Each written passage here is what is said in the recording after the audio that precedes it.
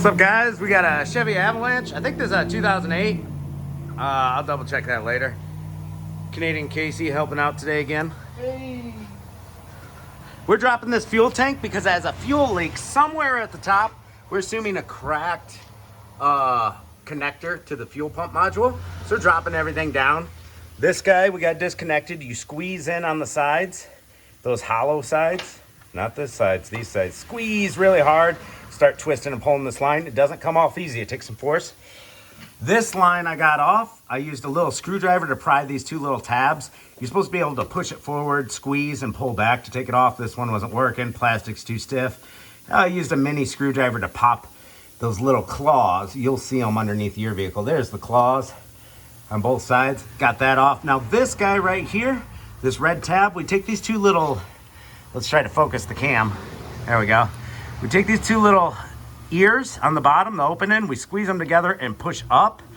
And after they sit in here for years, they don't like to push up. It just snapped back into place. I had it for a second on one ear. I need two hands, I'm filming. So you squeeze in on those two little red open tabs and press up until the flat spot on the top comes up, and then this just pulls right out. Now, you got one more connector, exactly the same as the one I just showed you right here. I've already disconnected this one. You can see how I pushed the red clip up. Now this one needs a new fuel tank strap. Somebody put a ratchet strap under it, so we'll be doing fuel tank straps. So once we get all those disconnected, we've got them all disconnected except for that top one. I'll get that in a second. And what size was that clamp? 8 millimeter on the fuel filler. We loosen the clamp. It's very hard. It does not want to come off for us. We'll work on getting that off, get that off.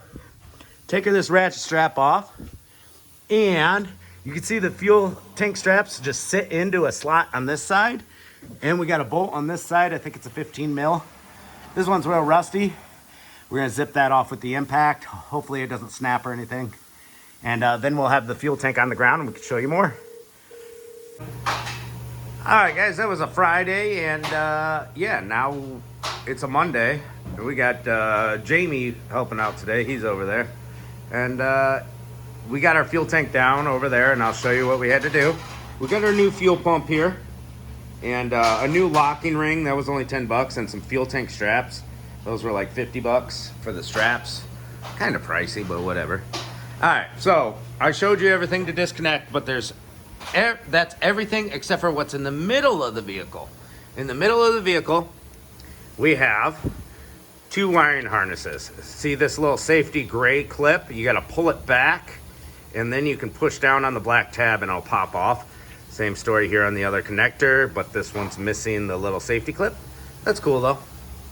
All right, so we have two fuel lines coming off the fuel pump module. This was our problem. It was rotted at the metal, and that's where it was leaking. So to get this down fast, I just bent the line, twisted it, and broke it right off. And you can see it's rotted right into that fitting. But it's the same story with these clips. You're supposed to be able to squeeze them in, pull them out, squeeze these tabs in, pull this up, and the line comes out. But if you live in the salt belt like us and things rust like that, that's what you're gonna be left with. And the other connector stays on the tank right here. This is the other connector. You don't have to worry about taking this one off, the smaller one. And here's the top of our tank, all rusty. See, I just snapped them right off. If you have a flex fuel vehicle, you might have 3 connectors on here instead of just the 2. So I've extracted the metal line. You can see our seal stayed on it. Probably a good idea to replace those. You can get a repair line kit for these. And see all these seals? That big black piece is a seal too, and that's supposed to be fabricated right into here. All right, so I can take all these seals off in order and shove them down in here. Well, shove the black seal on and then the O-rings and stuff onto the new line of the new pump. Or we can get a repair kit, have new seals and everything. See how it looks like there's barbs right here in the plastic? You can get this connector piece at the parts store, just this connector piece. So you can cut this back. Don't cut back very far. Leave yourself as much as possible. Take this hard plastic fitting out, and you can put a new fitting in the line. I might have one on my shelf. So you don't have to worry about disconnecting that while it's up in the air. So I ended up ripping these off while Casey was holding the fuel tank up. The fuel tank will rest on this metal bar, and you can have somebody hold it right here while another person disconnects everything, or you can put it on stands or whatever. Now let's see what I got here. I know, actually I think it's in my bucket. I think I got one of these in my bucket. Sorry about the camera angle here, guys. Right here, all right, this isn't for this vehicle, it's for a different one, but here's one of them.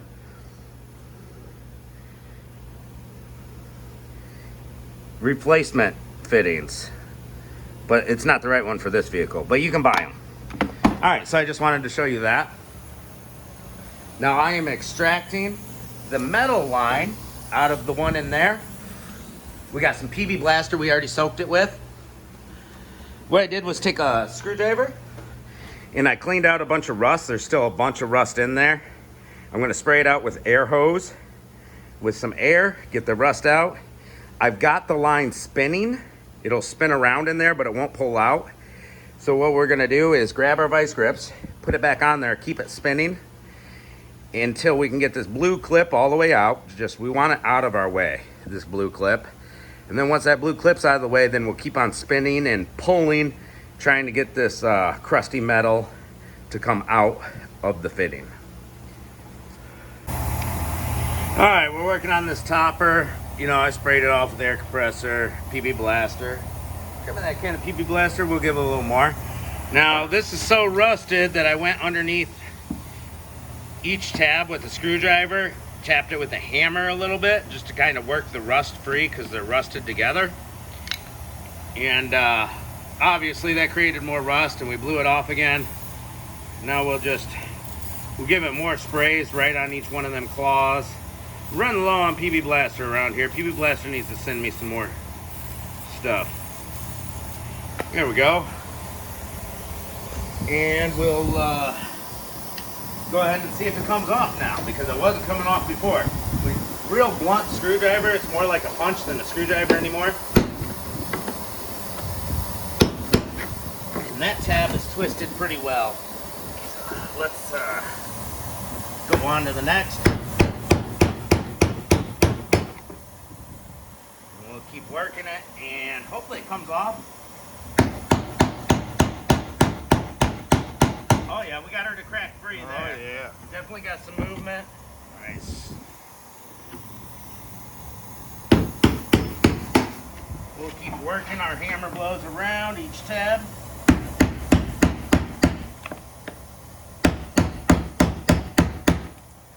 Trying not to dig into the tank with my hammer blows it off. I mean, it started to move. Usually when they start to move, they just go. There we go. Come on. I thought I saw it move, but... Alright, go ahead and hit the stop button on that.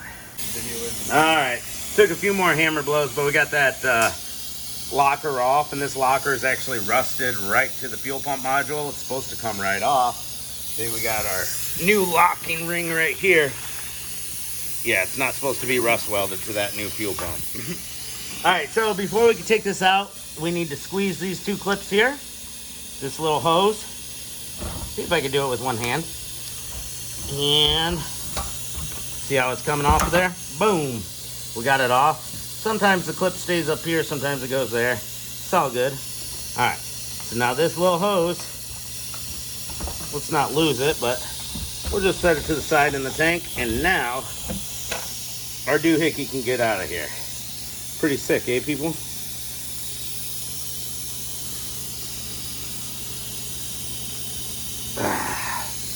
There we go. We'll set this to the side. And what's cool about these fuel tanks is I believe there's no...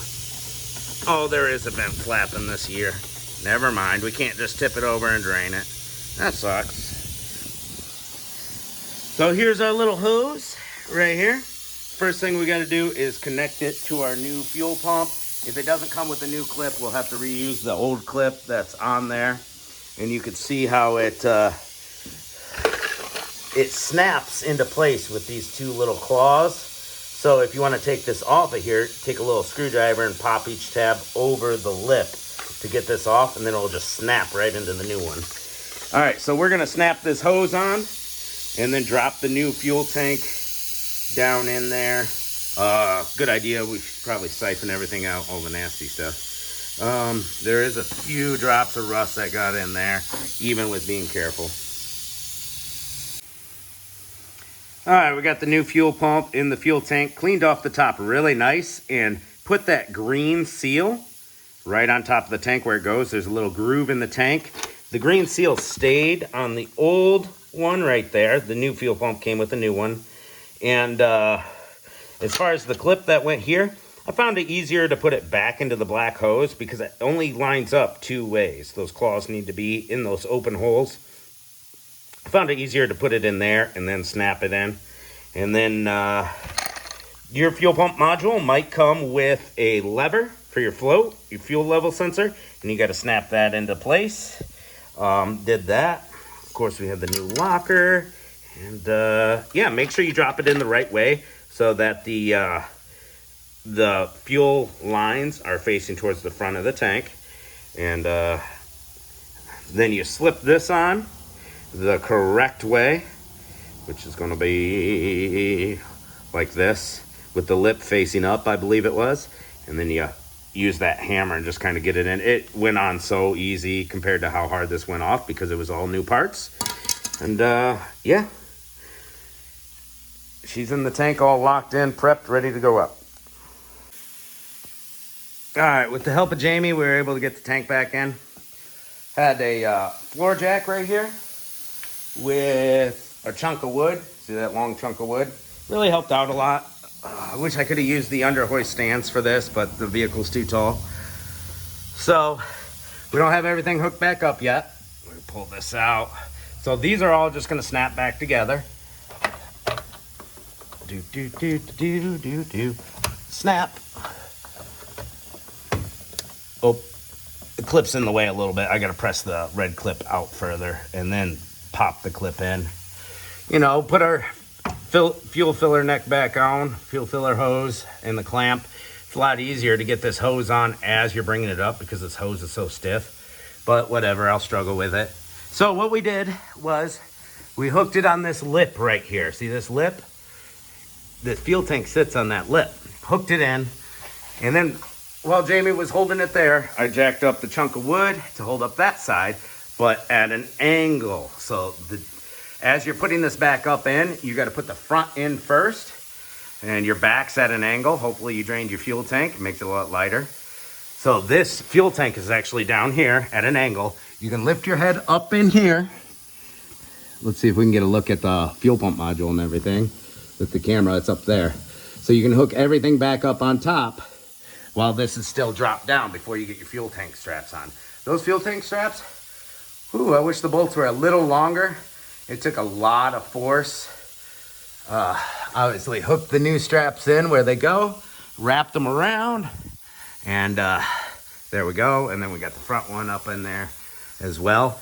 So I put my socket on the impact on the nut and used the pressure to press up while Jamie kind of got the tank as far up and inward as possible to give us enough room on our strap. And on the front one, it didn't have enough room to get to its bolt hole. And that's because the back was not lined up in this little groove. There is. And don't do what I did right here. You see this little hose? It's slightly pinched, just so slightly on the lip of the tank. I'm gonna loosen that tank strap back up and get that unpinched. Hopefully we didn't crush nothing there. Was not watching that one. I was more concerned with the front hoses and everything. But this one, the fuel tank has to be in its home in that little divot in the tank. See, our hoses are all good back behind here where they run behind that little spot. Those are all good. This one is just pinched. Just barely pinched. All right, no damage, no harm done. Sweet. All right, so that's basically it, guys. And so we hook all our stuff up here in the back. I already hooked up our hose in the front here, right there. Be careful that your transfer case shifter doesn't pinch in the tank. Somebody's done this before. That shifter cable is supposed to be in this keeper. Might put that in there. So we got that hooked up there, right where it should go. So once I hook up these things in the back, we're gonna cycle the key on and off a few times to get the fuel pressure started, check for leaks, and then we'll start it up, let it run, and I'll lift it back up while it's running in the air just to double check all our fittings are good and tight and not leaking any fuel. And that about does it, guys. Thanks for watching. Take care. I'll see you next time.